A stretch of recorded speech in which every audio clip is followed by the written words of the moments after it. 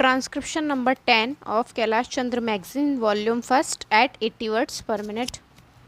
In discussing the demands for grants of the finance ministry, we have got to see to what extent the administration of this particular ministry has led to the development of our national wealth and the securing of the welfare which our state claims to have in view.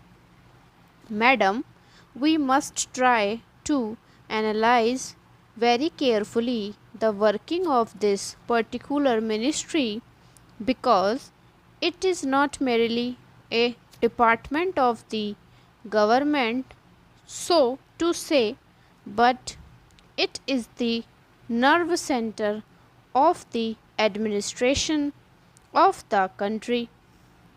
I would like to refer to the role of foreign capital because in determining the manner in which the permission of capital issues has been granted by particular administration, we should keep in our mind to what extent the interests of our nation have been served.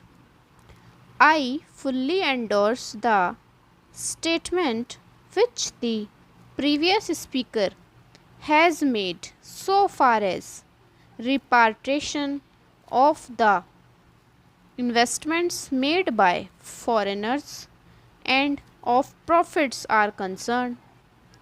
We have dealt with this topic quite a number of times and I do not want to reiterate anything apart from only supporting what the honorable member who just now spoke said.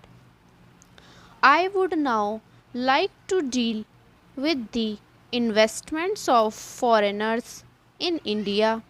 Madam, the government of our country accepted the proposition that in allowing foreign investment, it should come in only in such industry and such form of production wherein our national investors will not come forward and in which technical skill is wanted. There is also one other factor which the industrial policy of our government of 1948 as adumbrated further in 1949 by the Prime Minister laid down.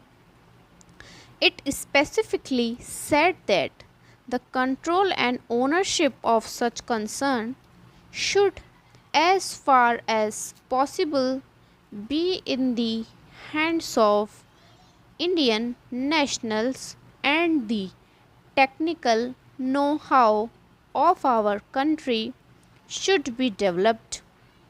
I would like to emphasize the figures that have been put forward for the last few years.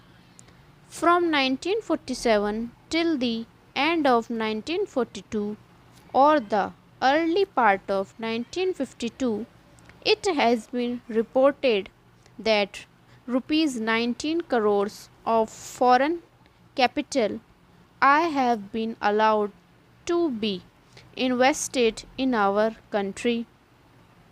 Of that, practically more than rupees 6 crores have been allowed to be invested in managing agency and trading enterprises in our country.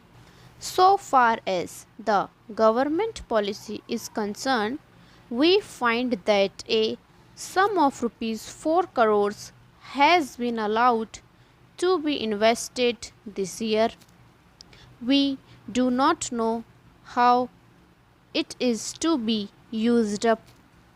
We have been told that During the period 1948-53, nearly rupees 35 lakhs have been allowed to be invested in textile machinery and generally in the textile industry.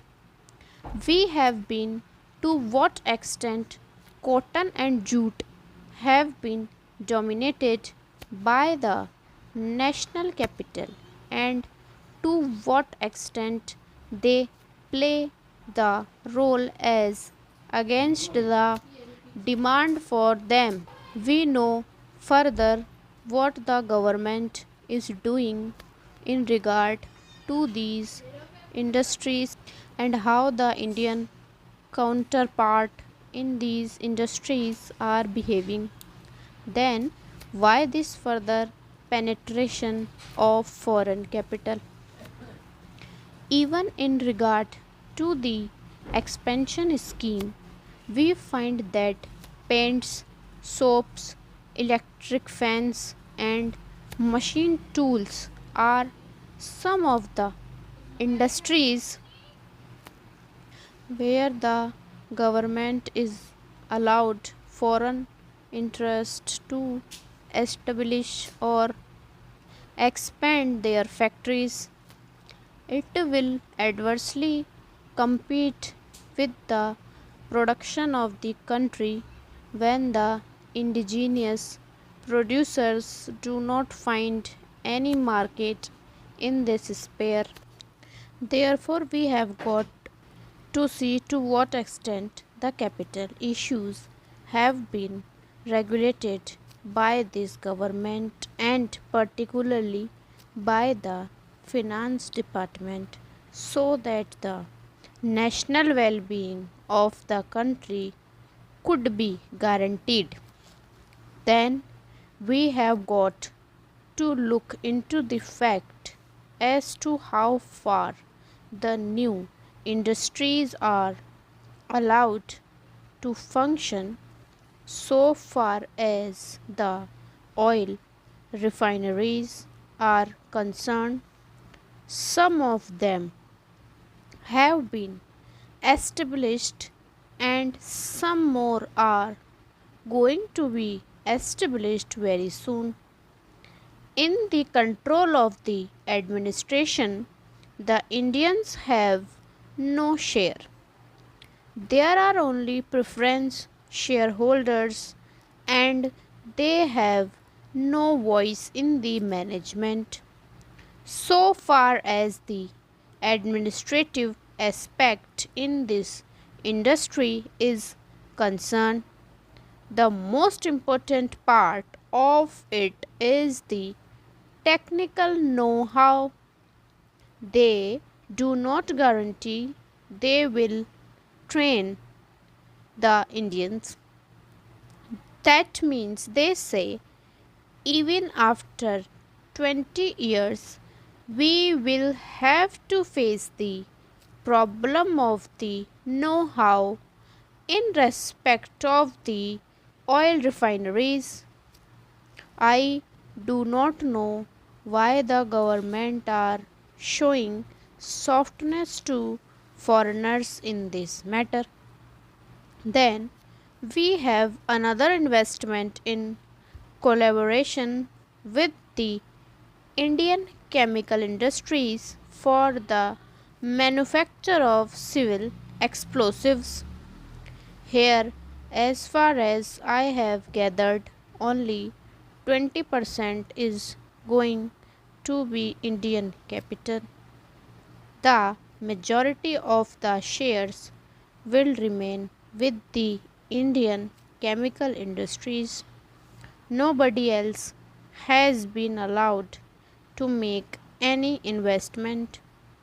It would have been better if other companies and private individuals had been given an opportunity to purchase the shares.